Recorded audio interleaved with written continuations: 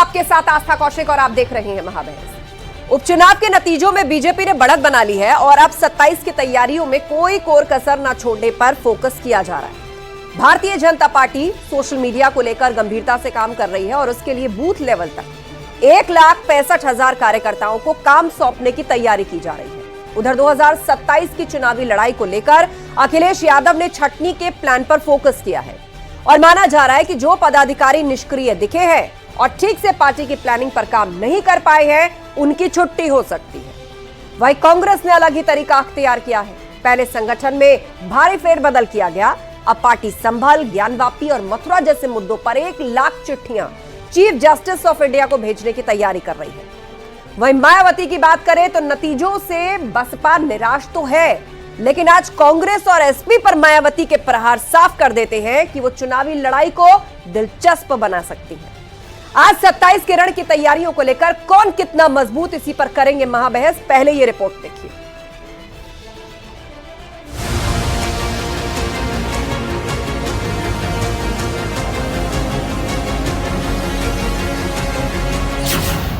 BJP करेगी तैयार social media सिपह सालार। लाखों लाख कार्यकर्ता पार्टी में अपना योगदान दे रहे हैं।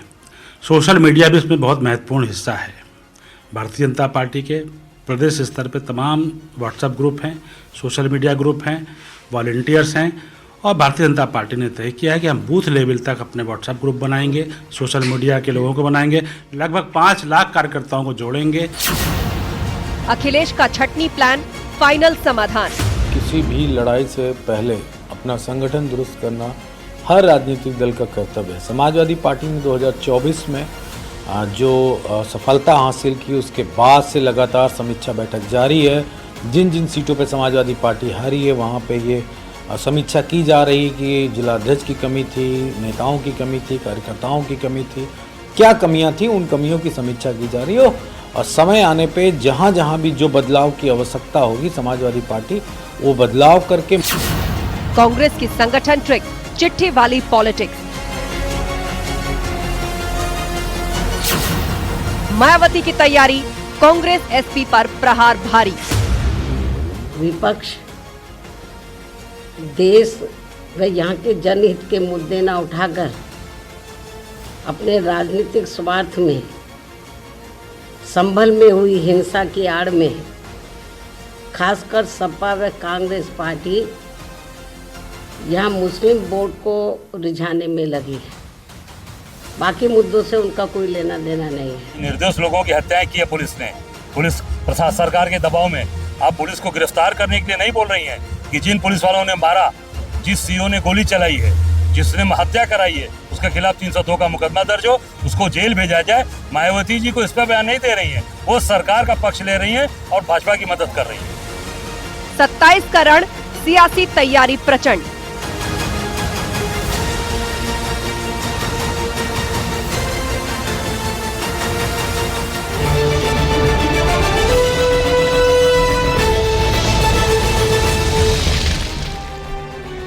और वक्त महाबहस के सवालों का है जो अपने सभी पैनलिस्ट से आज हम पूछने जा रहे हैं। पहला सवाल, अखिलेश का छटनी प्लान, फाइनल समाधान। अब ये जो छटनी की बात हो रही है कि ऐसे पदाधिकारी जो पार्टी की प्लानिंग को जनता के बीच में नहीं ले जा पाए हैं, उनका परफॉर्मेंस सही नहीं है, क्या ये फाइनल समाधान है 27 के लिए? इसके अलावा पूछेंगे कांग्रेस की ट्रिक, काम आएगी चिट्ठी पॉलिटिक्स। कांग्रेस जो है वो 1 लाख से ज्यादा चिट्ठियां चीफ जस्टिस को भेजने की तैयारी कर रही है। काशी, मथुरा, ज्ञानवापी, संभल, इन तमाम मुद्दों को लेकर 27 का रण, किसकी सियासी तैयारी कारगर? वही बीजेपी भी जो है वो अपनी सोशल मीडिया स्ट्रैटेजी को और धार देने में जुटी हुई है। नए वॉलंटियर्स जोड़े जा रहे हैं, उस स्ट्रैटेजी पर कैसे आम लोगों तक डिजिटली पहुंचा जाए उस पर फोकस है। चर्चा के लिए आलोक अवस्थी जी हैं, बीजेपी प्रवक्ता हमारे बीच में, अशोक यादव जी सपा प्रवक्ता हमारे साथ जुड़ गए हैं, डॉक्टर अनु प्रसाद पासवान कांग्रेस की स्पोक्स पर्सन हमारे साथ है, साथ ही दलित चिंतक राजेश पासवान जी हैं, डॉक्टर परमवीर सिंह राजनीतिक विश्लेषक। आप सभी मेहमानों का बहुत बहुत स्वागत है। तो तमाम पार्टी की तैयारियां हैं, लेकिन इस सब के बीच आजकल मायावती एक एक करके जिस तरीके के बयान दे रही हैं, उसको देखकर ऐसे लग रहा है आलोक जी कि 2027 के मुकाबले को वो दिलचस्प बना सकती हैं। आज तो उन्होंने कांग्रेस और समाजवादी पार्टी को घेरा संभल मुद्दे को लेकर, यह कह के कि वो मुस्लिम समाज के अंदर लोगों को लड़वाना चाहते हैं, तुर्कों और मुसलमानों को लड़ाना चाहते हैं। बांग्लादेश के मुद्दे का भी जिक्र किया उन्होंने। से कहती आ रही है कि संभल में हिंसा उपचुनाव के नतीजे आने के बाद समाजवादी पार्टी की हताशा और निराशा में किए गए हैं। वहां पर तुर्क और पठान की लड़ाई बहुत पहले से है और समाजवादी पार्टी के सांसद पर वहां पर एफआईआर भी हुई है कि वहां पर हिंसा में उनका हाथ रहा है, भड़काने में रहा है। और आज तो मैं बयान देखा था रामगोपाल यादव जी का, उन्होंने स्पष्ट रूप से कांग्रेस के नेता राहुल गांधी को अपना गठबंधन का नेता मानने से इनकार किया। उन्होंने ये भी कहा कि राहुल गांधी हमारे नेता नहीं है, वोट खींचने की ताकत नहीं है उनके अंदर, और वह लगातार जिन प्रदेशों में उनकी सरकार है वहां पर भी सीट नहीं ले पाए। उन्होंने हिमाचल का उल्लेख किया, उन्होंने तेलंगाना का उल्लेख किया, उन्होंने कर्नाटक का उल्लेख किया कि वहां भी आधी आधी सीटें वो हार गए। तो स्पष्ट रूप से इंडिया अलायंस के अंदर रार हो गई है। अब वहां पर जो है लड़ाई चल रही है कि कौन नेता होगा। ममता बनर्जी ने पहले ही ठेंगा दिखा रखा है बंगाल के अंदर, उन्होंने कहा कि हम नेता नहीं मानते कांग्रेस को, और कांग्रेस को दोबारा सोचना पड़ेगा कि कांग्रेस अब कैसे अपनी रणनीति को उत्तर प्रदेश में चलाएगी, क्योंकि समाजवादी पार्टी अब कांग्रेस से हाथ झटक रही है। उसने पहले आरोप लगाया संभल जाने पर कि जो है ये फोटो अपॉर्चुनिटी के लिए जा रहे हैं, दिखावा कर रहे हैं, इनका संभल की हिंसा पर जो है कोई इनका जो है स्टैंड नहीं है, क्योंकि लोकसभा के अंदर जहां पर इस मुद्दे को उठाना चाहिए था वहां पर राहुल गांधी अडानी कर रहे हैं, वही समाजवादी पार्टी संभल कर रही है। तो सारे मुद्दों पे इन दलों का अलग अलग प्रभाव है और आज समाजवादी पार्टी रणनीतिक तौर पर भी भिन्नता है और विपक्ष को राजनीति में जिन मुद्दों पर जहां स्टैंड लेते दिखना चाहिए उसमें राहें अलग दिख रही हैं। अशोक यादव जी, रामगोपाल यादव का ये बयान, इसके बहुत मायने निकाले जाएंगे। इतने सीनियर लीडर, स्ट्रैटेजिक आप लोगों के, और वो कह रहे हैं कि हम राहुल गांधी को गठबंधन का नेता नहीं मानते क्योंकि कांग्रेस का परफॉर्मेंस राज्य दर राज्य पुअर रहा है। गठबंधन का और कांग्रेस का अगर परफॉर्मेंस कहीं पुअर है तो हम लोग उसको बैठ के एनालिसिस कर रहे हैं कि कहां पे चूक हुई है। और इंडिया गठबंधन का कोई एक नेता नहीं है, इंडिया गठबंधन में सब नेता हैं अपने अपने दलों के। रह गई बात, जब बात प्रधानमंत्री पद के लिए होगी तो इसके पहले भी हम लोगों की बात हुई थी कि सारे गठबंधन के लोग मिलके उस चेहरे का चुनाव करेंगे। रह गई बात, तीसरी बात आपने जो कहा कि इंडिया गठबंधन में फूट पड़ गई है, ये बिल्कुल कोरी अफवाह है। अभी कल हमारे राष्ट्रीय अध्यक्ष जी ने एयर कहा कि हमारे इंडिया गठबंधन में कहीं कोई दिक्कत नहीं है, भाजपा वाले जरूर चाह रहे हैं कि हमारे गठबंधन में फूट पड़ जाए। इसके लिए भाजपा पूरी तरह से प्रयास भी कर रही है। चूंकि जो रामगोपाल यादव जी का, जो हमारे राष्ट्रीय महासचिव, उनका बयान आपने कोट किया, तो उनका बयान का बिल्कुल सीधा सीधा मामला यह है कि हमारे इंडिया गठबंधन में डेमोक्रेसी है, हमारे घटक दल हैं, समाजवादी पार्टी इंडिया गठबंधन की घटक दल है, और अपने बयान को उन्होंने रखा है। लेकिन इसका यह मतलब न निकाला जाए कि हमारे गठबंधन में कहीं कोई रार है या कहीं कोई टकरार है। इसका कोई दूर दूर तक कोई मामला नहीं है, क्योंकि 2027 लड़ाई, जिन राज्यों में चुनाव हुए हैं वहां भी सीट शेयरिंग को लेकर मन मुताबिक संख्या आप लोगों को नहीं मिली है, और मध्य प्रदेश से इसकी शुरुआत हुई थी। उसके बाद आप देख लीजिए आपने कहां कितनी सीटें मांगी, महाराष्ट्र में आपने कितनी उम्मीद की, उससे पहले आपने राज्यों में चुनाव हुए कितनी उम्मीदें की, लेकिन ऐसा हुआ नहीं। और एक बार तो ऐसा लगा कि ये सीट शेयरिंग ही मुद्दा ना बन जाए आप लोगों के बीच में कि राहें अलग हो जाएं। बट लेकिन अब प्रोफेसर रामगोपाल यादव अगर ये कह दे कि हम तो राहुल गांधी को गठबंधन का नेता नहीं मानते, मतलब समाजवादी पार्टी जो है वो आपका जो भी क्रम होगा गठबंधन के अंदर पार्टी वाइज, उसमें कांग्रेस से खुद को ऊपर रख रही है, यही मायने है ना इसके?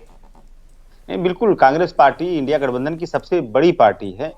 लेकिन मैं फिर यही कहूंगा कि इस गठबंधन में के नेतृत्व में अगर सरकार बनती है तो प्रधानमंत्री पद का चेहरा के लेकर के कांग्रेस ने कभी ये नहीं घोषित किया कि राहुल गांधी या कौन उनका चेहरा होगा। उन्होंने हमेशा यही बात कहा जो हमारे प्रोफेसर साहब ने कहा कि उसके लिए इंडिया घटक के सारे दल मिलके चुनाव करेंगे कि कौन उसका नेता बनेगा। तो वो बात कौन सी बात इसमें जब चुनाव लड़ जाएंगे, सीटें आ जाएंगी, उसके बाद जो तय होगा उसमें कोई राह अलग नहीं होगी, उसके लिए शायद कुछ कॉमन सोचा हुआ है सबने। नहीं, आस्था जी, जो मैंने आज रामगोपाल यादव जी की प्रेस कॉन्फ्रेंस में जो बाइट सुनी है और आपके चैनल ने दिखाया भी है, स्पष्ट रूप से रामगोपाल यादव जी ने अखिलेश यादव को नेता मानने से इनकार किया और ये भी कहा कि वो वोट नहीं निकाल पाते हैं, उनका जो है मध्य प्रदेश और छत्तीसगढ़ में खाता नहीं खुल पाया है।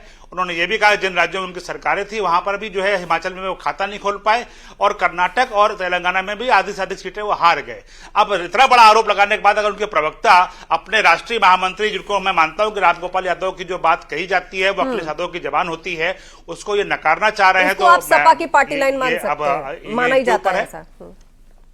ठीक है, देखिए आस्था जी, हमारे राष्ट्रीय अध्यक्ष ने अभी कल यादव की बात को हमेशा माना जाता है।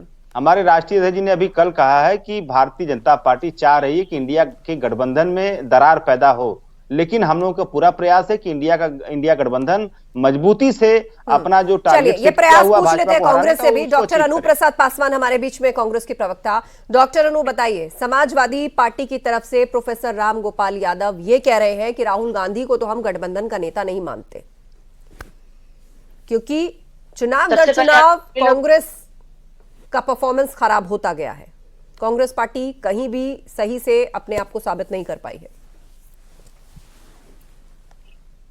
सबसे पहले आप सभी लोग को मेरा नमस्कार। देखिए आस्था जी, यहाँ पे हमारे समाजवादी पार्टी के प्रवक्ता भी उपस्थित हैं और उन्होंने भी लगातार एक ही बात कही है और हम भी वही बात कहते हैं कि इंडिया गठबंधन में ऐसी कोई भी बात नहीं है जिससे आगे चल के ये बात हो कि इंडिया गठबंधन में कोई दरार पैदा हो रही है। और रही बात रामगोपाल वर्मा जी के बयान की, तो उसके लिए समाजवादी पार्टी के प्रमुख रामगोपाल यादव, प्रोफेसर रामगोपाल यादव, हाँ जी प्रोफेसर राम गोपाल यादव जी का जो भी उन्होंने बयान दिया है उसके लिए सपा सुप्रीमो अखिलेश यादव जी ही उस पर प्रतिक्रिया देंगे कि उनके पार्टी के नेता ने इतना ऐसा बयान क्यों दिया। और रही बात हमारा गठबंधन, डायरेक्ट जो भी बातें होती हैं वो अखिलेश यादव जी से होती है और अखिलेश यादव जी और यादव कोई ऐसे वैसे नेता नहीं है, उनका कहा गया सपा की पार्टी लाइन ही माना जाता है। जी पार्टी के जो स्ट्रैटेजिस्ट होते हैं ना, उनमें से एक रहे हैं। नहीं आस्था जी, बहुत कम मौकों पर बोलते हैं, लेकिन जब बोलते हैं तो उसके मायने निकलते हैं। एक मिनट नहीं, मायने आप निकालिए और मायने भाजपा के लोग निकालते हैं। इसमें कुछ बहुत अलग निकालने की जरूरत नहीं, उन्होंने क्लियर कह दिया कि वो राहुल गांधी के नेता नहीं मानते गठबंधन का। आस्था जी या तो आप बोल लीजिए, मैं आपको स्पेसिफिक रख रही हूँ उस पर, क्योंकि आप पल्ला झाड़ रही है कि अखिलेश यादव ने कोई कमेंट नहीं किया है। तो प्रोफेसर राम गोपाल यादव कोई इधर उधर के नेता नहीं है, उन्होंने कुछ कहा है तो उसको पार्टी की लाइन समझा जा सकता है। अब आप मुझे बोलने देंगे कि आप बोलिए, मेरी बात अपने ही रख लेंगी? बोलिए। जी बिल्कुल, मैं जो कह रही हूँ मैं अभी भी अपने शब्दों पे वही कह रही हूँ कि हम लोग जो शीर्ष नेतृत्व जो बातें कहती हैं और हमारे लिए इंडिया गठबंधन में समाजवादी पार्टी में हमारे लिए सबसे प्रमुख माननीय अखिलेश यादव जी हैं, उनका जो प्रतिक्रिया होगा हम उस पर प्रतिक्रिया दे सकते हैं। बाकी उनके शीर्ष नेतृत्व वो अपने पार्टी के अंदर क्या बातें करते हैं वो माननीय अखिलेश यादव है, वो कांग्रेस पार्टी का मुद्दा नहीं है। तो हम उस पर कोई प्रतिक्रिया देना नहीं पसंद करेंगे क्योंकि वो अखिलेश जी का मुद्दा है, उनके पार्टी के अंतर्गत मुद्दे हैं। अगर अखिलेश यादव जी कभी ऐसा कोई बयान देंगे तो हम बेशक उस पर प्रतिक्रिया देंगे, ये हम मान रहे हैं। बाकी आप क्या मायने निकाल रही हैं, भाजपा क्या मायने निकाल, और रही बात भाजपा की, तो एक बात बताइए, अनुप्रिया पटेल जी ने तो स्पष्ट तौर पे यूपी सरकार के ऊपर और खासतौर पे योगी जी के ऊपर आरक्षण मामले पे तो पूरा मुद्दा एक चिट्ठी लिख डाली थी कि भाई वो यूपीएससी और बड़े बड़े आईएएस की जितने भी एग्जाम होते हैं उसमें वो तो आरक्षण का आरक्षण लागू ही नहीं करते। जी मेरी आवाज आ रही है? जी जी बोलिए, 10 सेकंड पूरी कीजिए बात। जी एक बार उस बयान को चला दे प्रोफेसर रामगोपाल यादव को तो स्पष्टता हो जाएगी। नहीं, उनका ये कहना है, कांग्रेस पार्टी के प्रवक्ता का ये कहना है कि अगर अखिलेश यादव ऐसा कहेंगे तो हम प्रतिक्रिया देंगे, उसके अलावा कोई भी नेता सपा का बोले चाहे वो कोई भी हो तो वो उनकी पार्टी का इंटरनल मैटर है। आप अनुप्रिया पटेल जी की चिट्ठी पर भी प्रतिक्रिया तो विडंबना है कि समाजवादी पार्टी के सबसे प्रमुख महामंत्री और वो महामंत्री संगठन भी हैं और उनके बयान पार्टी की नजीर और लकीर माने जाते हैं और वो पक्ष अगर रख रहे हैं तो हम उस बात को गंभीरता से लेंगे। कांग्रेस नहीं लेना चाहती है तो ना ले, लेकिन मैं आपसे अनुरोध करूंगा चैनल से कि वह न्यूज 18 जो है रामगोपाल यादव के उस वक्तव्य को चलाए, उस वीडियो क्लिप को चलाए, जिससे कि स्पष्टता हो जाएगी। जो आप दोनों लोग मिलकर मेरा समय जो बर्बाद कर रहे हैं, कहिए तो मैं भी यही काम करूं। अनु जी, दोनों आप किसका नाम ले रही हैं? दोनों में आप किसका नाम ले रही हैं? अगर आपका इशारा मेरी तरफ है तो मेरा काम है आप दोनों को बराबर समय मिले, और आप क्या कह रही हैं वो बात आलोक जी तक क्लियर पहुंचे, उनकी बात आप तक क्लियर पहुंचे। ठीक है, बाइक मेरे पास है, आप कहेंगे तो मैं सुनवा दूंगी, आप कहेंगे तो मैं सुनवा दूंगी, लेकिन कोई बात नहीं, आप कह चुकी है कि सिवाय अखिलेश यादव के आप लोग किसी की बात पर प्रतिक्रिया नहीं देंगे, यही कहा ना आपने। चिट्ठी को आप उमा भारती जी के भी डिबेट को, उनके भी बयान को सामने ले आइए। आप निषाद समाज के जो पार्टी के जो बड़े बड़े लीडर हैं उनके भी बयानों को सामने लेके आइए, जो लगातार भाजपा के ये सारे बयान पब्लिक फोरम पर है, ये सारे बयान टीवी चैनल्स पर चले हैं, और आपको भी तभी इनके बारे में पता चला होगा जब टीवी चैनल्स पर चलते हुए आपने इन बयानों को सुना होगा। बहरहाल ये विषय नहीं है और इन सब बहस में नहीं उलझना है। दो पैनलिस्ट और हमारे साथ इंतजार कर रहे हैं, मैं फिर लौटूंगी आपके पास। हमारे पास राजेश पासवान जी भी है, दलित चिंतक, और डॉक्टर परमवीर सिंह जी भी हैं। राजेश पासवान जी, बहन जी ने आज जिस तरह कांग्रेस और सपा को घेरा है, उसके बाद वापस पलटवार हुए, उन्होंने फिर वही बात कही कि ये तो लग रहा है बीजेपी की लिखी स्क्रिप्ट पढ़ रही है। जो बांग्लादेश का मुद्दा उन्होंने उठाया, जो तुर्क पठानों के बीच जो झगड़ा हुआ संभल में, उसको उन्होंने उठाया, कहा कि विपक्षी लोग जाकर के उनके बीच में फूट डाल रहे हैं। देखिए, बहन जी की जो वर्तमान कार्य प्रणाली है उससे उनके ऊपर लगने वाला वह आरोप सिद्ध होता है कि वो बीजेपी की ही बी टीम के रूप में काम कर रही हैं वर्तमान कार्य प्रणाली में। यदि उनको लगता है कि बीजेपी के से लड़ रही है वो, तो बीजेपी से जो भी लड़ने वाली पार्टियां, उनके साथ उनका एक एका भी होना चाहिए था, जो नहीं है। या बीजेपी के बरक्स उनका ऐसा कोई आंदोलन होना चाहिए था। आज भी दलित और ओबीसी और माइनॉरिटी समाज के लोग बहुत प्रताड़ित हैं, सिस्टम से लेकर के और सिस्टम से बाहर भी।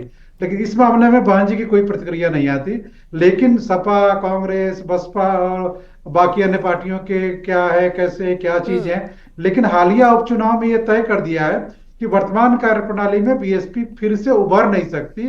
वो उनके पुराने जितने 4 बार 5 बार की जितनी भी मुख्यमंत्री रही हैं, अब आने वाले दिनों में उनका रिवाइवल मुश्किल है वर्तमान कार्यप्रणाली में। ठीक है, डॉक्टर परमवीर सिंह जी, प्रोफेसर रामगोपाल यादव का बयान, इसे किस तरह देखा जाना चाहिए?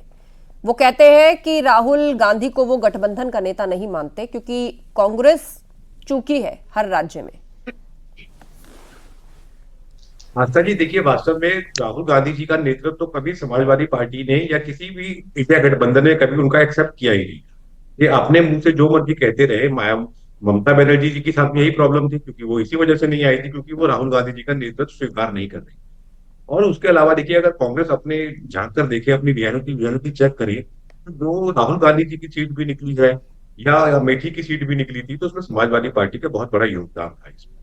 इसी नाते से अगर ये देखा, ये खींचतान हो रही थी, मध्य प्रदेश में सीट मांग रहे थे, महाराष्ट्र में सीट मांग रहे थे समाजवादी पार्टी, अखिलेश जी खुद जाकर कैंपेनिंग भी कर आए अपने कैंडिडेट के, लेकिन सीट नहीं दी गई वहां पर। तो होना तय था, ये होना तय था। तो और ये रामगोपाल यादव जी का जो बयान आता है, रामगोपाल यादव की ब्रेन बिहाइंड अखिलेश यादव कहे जाते हैं, वो एट पार ही है अखिलेश यादव जी के, तो उनका बयान कोई छोटे हल्के में नहीं लिया जा सकता। दूसरी बात, ये राजनीति चल रही है। डॉक्टर राम मनोहर लोहिया जी का एक कोट है, वो कहते थे कि राजनीति के अंदर चुनाव जीतने के लिए पर्चा, चर्चा और खर्चा ये बहुत जरूरी होते हैं, कि आपने किसको पर्चा भरवाया है, कौन कैंडिडेट है आपका, आपके मुद्दों, आप मुद्दों के बारे में चर्चा कितना कर रहे हैं, और इन मुद्दों को प्रचार प्रसार के लिए खर्चा कितना कर रहे हैं, मुद्दा बहुत जरूरी होता है। ये 2027 बिल्कुल बच चुका है। कांग्रेस के लिए संगठन को खड़ा करना और संगठन होना तो भले पेपर पे कहना अलग बात होती है, अभी एक हर दल की तैयारी होती है। आपके ही डिबेट में चलने से पहले आ रहा था कि सोशल मीडिया की टीम बीजेपी बनाने वाली है, वो बहुत उच्च लेवल से बनाने वाली है, और बाकी समाजवादी पार्टी भी मूल चमूल अंतर करने वाली है अपने गठबंधन के अंदर। तो गठबंधन बहुत जरूरी होता है। उसी गठबंधन को खड़ा करने के लिए सब कवायद की जा रही है, तैयारियां चल रही है। ऐसे में अब देखिए, 27 से पहले ही हमें नहीं लगा, आपको बहुत जल्दी घोषणा आ जाएगी अपने आप ही। कांग्रेस और समाजवादी पार्टी के रास्ते अलग अलग है। कोई भी व्यक्ति, ये गिव एंड टेक होता है, आप इधर से दीजिए, एक हाथ दीजिए, एक हाथ दीजिए। राजनीति साफ स्पष्ट होती है। कांग्रेस का सिर्फ लेने वाला है, उसके नजर में सिर्फ लेना तो है, लेकिन देना चाहे सीट के रूप में, कितने सीट आप जितवा पाते हैं, यूपी में वो नहीं जिता पाते। फिर राज्यों में आपकी सरकारें थी, जैसे महाराष्ट्र में था, मध्य प्रदेश में था, तो वहां पर उन्होंने कुछ शेयर तो करा नहीं कांग्रेस समाजवादी पार्टी के साथ में। किस अधिकार से अपनी ये बात रख रहे थे? जो होना लाजमी तय ही था। ठीक है, आलोक अवस्थी जी, बीजेपी जो है बूथ लेवल पर सोशल मीडिया की टीम को मजबूत करेगी। 27 की तैयारी आप लोग अभी से कर रहे हैं और बहुत से मुद्दे हैं, उपचुनाव में बहुत से मुद्दे आपके सामने आए, लेकिन ये जो संविधान हाथ में लेकर के सदन से सड़क तक मार्च हमें दिल्ली में भी दिख रहा है, हमें विधानसभाओं के सदन के दौरान भी दिख रहा है, और किसी भी आंदोलन में जब नेता पहुंचते हैं तब भी दिख रहा है। तो ये संविधान बचाओ की लड़ाई तो 27 तक चलेगी। विपक्ष के मुद्दों में ये मुद्दा सबसे ऊपर है। देखिए आस्था जी, भारतीय जनता पार्टी एक विश्व का सबसे बड़ा दल है, राजनीतिक दल है। लाखों कार्यकर्ता इसमें काम कर रहे हैं, योगदान दे रहे हैं, और हम हर कार्यकर्ता को कुछ ना कुछ काम सौंपते हैं। भारतीय जनता पार्टी बूथ स्तर पर अब जाकर के जो है व्हाट्सएप ग्रुप और सोशल मीडिया के ग्रुप पे काम कर रही है, और इसमें करीब 5 लाख कार्यकर्ताओं को जोड़ने की बात है। और जहां तक कि संविधान की आप बात कर रही हैं, तो राहुल गांधी जी जो नैरेटिव प्रयास कर रहे हैं, जो वो 2014 में भी बोलते थे, 2019 में भी बोलते थे, वो 2024 में भी बोल रहे हैं। तो राहुल गांधी जी को की एक परेशानी है कि वो जो रट्टा मार लेते हैं उससे आगे वो निकल नहीं पाते हैं, लेकिन उनको सिद्ध करना चाहिए कि किस तरह का संविधान बदला है, किस तरह की क्या मंशा है, ये कहीं पर भी स्पष्ट नहीं है। और भारतीय जनता पार्टी की सरकार पिछले 10 सालों से केंद्र में चल रही है, अब ये 11वां साल शुरू हो गया है, और मोदी जी की जो स्पष्ट नीति है वो गरीब गुरबों की सेवा, वंचित और शोषित की सेवा, और उनको लेकर के ही गरीब कल्याण की योजनाओं को लेकर के वो काम कर रहे हैं। देश कैसे मजबूत हो, देश कैसे आर्थिक बड़ी शक्ति बने, हमारा देश आज जो है तीसरी बड़ी अर्थशक्ति बनने की तरफ बढ़ रहा है, चौथी बड़ी अर्थशक्ति वो मुझे लगता है अगले साल तक बन जाएगा। और यह एक सबसे बड़ा हमारे पास जो उद्देश्य है कि भारत कैसे आगे बढ़े, मोदी जी उस पर काम कर रहे हैं। राहुल गांधी जी कोई किताब कॉमिक्स बुक लेके घूमते रहते हैं तो उसका कोई इलाज हम नहीं कर सकते हैं, क्योंकि जनता से जुड़ा हुआ कोई मुद्दा लेके चलते नहीं है, वो एक अलग फैंटेसी में चलते हैं। कभी वो जॉर्ज सोरोस की बात चलते हैं, कभी वो जॉर्ज सोरोस के टूल किट पे काम करते हैं, कभी जो है वो विपक्ष के जो लेफ्ट वाला जो ग्रुप है उसकी बात लेके चलते हैं। ठीक है, लेकिन जनता से जुड़ा हुआ कोई मुद्दा ऐसा नहीं राहुल गांधी कहते हैं जिससे कि वो डॉक्टर अनुप्रसाद जी, संविधान के प्रति तो आपने चुनावी मुद्दा बना रखा है, लेकिन कहां संविधान का उल्लंघन हुआ है, कहां इसके विपरीत जाके काम हुआ है, वो आप लोग गिना नहीं पाते, उसका तथ्य आप लोगों के पास नहीं है। तो ये एक नैरेटिव है संविधान खतरे में, संविधान खतरे में।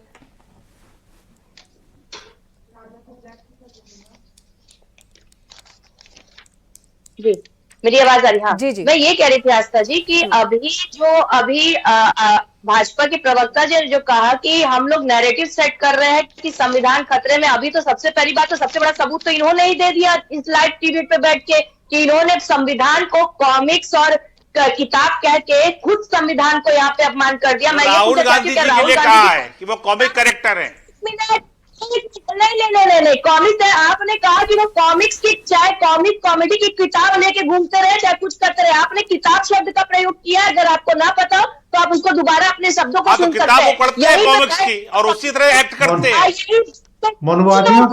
तो राहुल गांधी पहले अपना नेचर सुधारे, अपना स्वभाव सुधारे। राहुल गांधी पहले जो है एक नेता बनने की काबिलियत ले, समाजवादी पार्टी ने उनके नेता बनने पर सवाल खड़ा कर दिया है। एक सेकंड, किताब बोल रहे हैं तो यहाँ पे सबसे बड़ा अपमान जो संविधान का, ये खुद लाइट इवेंट बैठ कर रहे हैं। और रही बात ये उल्लंघन क्या है, आप मुझे ये बताइए। मुझे लगता है आप शब्दों से खेलना चाह रही हैं, लेकिन ऐसा कुछ नहीं है। भारतीय जनता पार्टी संविधान की इज्जत करती है, संविधान के पालन के तहत सरकार चला रही है, देश के अंदर संविधान का राज है। ठीक है, राहुल गांधी कॉमिक कैरेक्टर है और कॉमिक लेकर के घूमते हैं। हाँ, अनु जी बात पूरी कर लीजिए, बात पूरी कर लीजिए, मैं काउंटर करवाऊंगी, फिर मौका दूंगी इसका। हाँ, मैं बात ही तो पूरी करी, पर भाजपा प्रवक्ता क्योंकि वो गलत बोलिए, वो शांत है, आप बात पूरी कीजिए।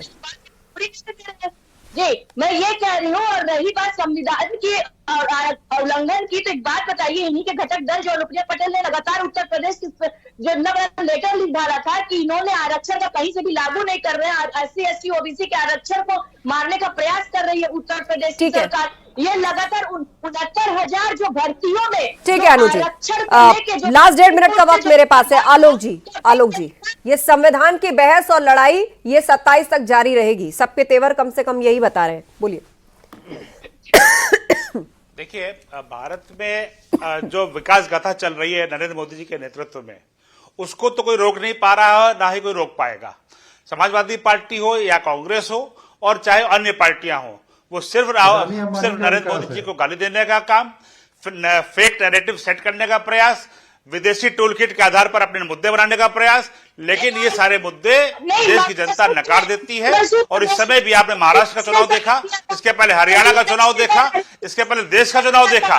तीसरी बार आज जनता ने मैंडेट जो है नरेंद्र मोदी जी को दिया है, और नरेंद्र मोदी जो है लगातार गरीब कल्याण की योजनाओं को लेकर के गरीबों को उत्थान कराने के लिए आगे बढ़ रहे हैं। रोजगार उत्पन्न हो रहा है, औद्योगिकरण हो रहा है, देश की रक्षा पंक्ति सुदृढ़ हो रही है, और विश्व के अंदर भारत विश्वगुरु के रूप में जो स्थापित हो रहा है, यह हमारी उपलब्धि है और हम इसको छोड़ेंगे नहीं। राहुल गांधी जरूर एक कॉमिक कैरेक्टर है, कॉमिक्स पढ़ते रहते हैं और कॉमिक्स के टूल किट पे वो काम कर रहे हैं, मुझे ऐसा ही लगता है। आप संविधान को कॉमिक्स की किताब बोल रहे, आप कह रहे हैं कि हमने, देखिए, एक दूसरे के शब्दों को उठाकर, बातों को उलझा करके, बहरहाल जनता तक जो मैसेज आप लोगों को संविधान के लिए देना है, उसके लिए आगे अभी बहुत से चुनाव मंच आप लोगों को मिलेंगे। हमारे बीच में दलित चिंतक राजेश पासवान जी हैं, वो लगातार अपनी बात को कह रहे थे। राजेश पासवान जी, 30 सेकंड। मैं कह रहा हूं संविधान खतरे में नहीं है, संवैधानिक मूल्य खतरे में है। संवैधानिक मूल्य नष्ट हो रहे हैं। संवैधानिक मूल्यों, संविधान ने जिन संस्थाओं को बनाया था वो संस्थाएं खत्म हो रही हैं। संसद में डिबेट नहीं हो पा रहा है, सांसद निष्कासित हो रहे हैं, फर्जी तरीके से बहसें की जा रही हैं, और अध्यात्म धर्म जो कि लोकतंत्र के लिए सबसे बड़ा खतरा था, वो पूरे देश में धार्मिक उन्माद पैदा किया जा रहा है। और बीजेपी के प्रवक्ता आलोक जी कह रहे हैं विश्वगुरु नहीं विश्वगुरु बन रहा है भारत, आपके धार्मिक उन्माद पैदा करने के कारण। आलोक जी, लास्ट कमेंट, आपके रिमार्क्स। देखिए, आप, मुझे नहीं पता ये किस विचारधारा से प्रेरित हैं, लेकिन अगर ये दलित विचारक हैं तो इनको ये देखना होगा कि भारतीय जनता पार्टी ने दलित राष्ट्रपति दिया, आदिवासी राष्ट्रपति दिया, उसका विरोध किया सारे पार्टियों ने। और जहां तक बाबा साहब अम्बेडकर के नाम के ऊपर हम लोगों ने यूपीआई स्कीम, जो सबसे बड़ी स्कीम है, उसको भीम ऐप नाम दिया। बाबा साहब अम्बेडकर के पांचों जुड़े हुए उन्होंने पेशेंस के साथ आपकी बात सुनी, तीर्थ के रूप में हमने स्थापित किया। ठीक है, राष्ट्रपति बनने के बाद भी आपके लिए दलित के रूप में हमने स्थापित किया है। और मुझे लगता है कि जनता भारतीय जनता पार्टी को लगातार समर्थन इसीलिए दे रही है। फॉल्स नैरेटिव कभी चलता नहीं है, इसीलिए राहुल गांधी का भी नेता नहीं। चले, कम से कम जो उत्तर प्रदेश के उपचुनाव के नतीजे आए हैं और जो महाराष्ट्र में प्रचंड जीत भाजपा की हुई है, जिसके बाद भाजपा के पास ये कहने की वजह है कि जो डबल इंजन की सरकार वाली बात हो या विकास की बात हो या फिर उसके विजन की बात हो, कम से कम जनता बड़े पैमाने पर उसके साथ अमली खड़ी है। आप सभी पैनलिस्ट का बहुत बहुत धन्यवाद इस चर्चा में शामिल होने के लिए। तो बीजेपी अपनी सोशल मीडिया टीम को बूथ स्तर तक मजबूत करेगी तो समाजवादी पार्टी से कई पदाधिकारियों की छुट्टी हो सकती है, जो कि पीडीए के उनके प्लान को पूरी तरह जनता के बीच में नहीं ले जा पाए। कांग्रेस का भी अपना तरीका है, संगठन में भारी फेरबदल किया गया। अब संभल, ज्ञानवापी, मथुरा जैसे मुद्दों पर 1 लाख चिट्ठियां चीफ जस्टिस ऑफ इंडिया को भेजेगी। मायावती की बात करें तो उन्होंने कांग्रेस और एसपी पर प्रहार किया है और संकेत दिया है कि चुनावी लड़ाई दिलचस्प हो सकती है। कुल मिलाकर ये सारी रस्साकशी और ये दिलचस्प लड़ाई जो है वो 2027 के चुनावों को और ज्यादा इंटरेस्टिंग बनाएगी। महाबहस में इतना ही, खबरें जारी हैं, आप बने रहिए हमारे साथ।